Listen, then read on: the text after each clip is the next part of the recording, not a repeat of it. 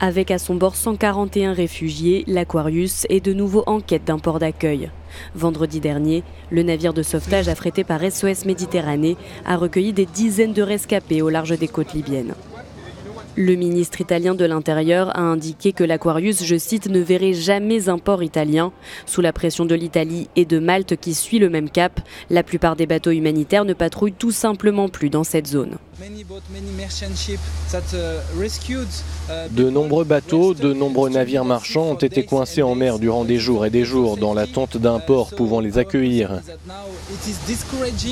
On est en train de décourager les capitaines à faire leur devoir. Aujourd'hui, on remarque que les bateaux modifient leur trajet pour ne plus porter secours aux personnes en détresse. Symbole de la discorde européenne, le navire avait dû passer 9 jours en mer en juin dernier avant de pouvoir enfin débarquer en Espagne.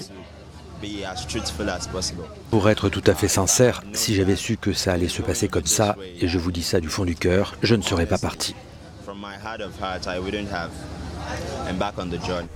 Selon Amnesty International, environ 720 réfugiés ont perdu la vie en mer ces 2 derniers mois, période durant laquelle les navires des ONG étaient pour la plupart absents du secteur. L'Aquarius faisant notamment route vers Valence.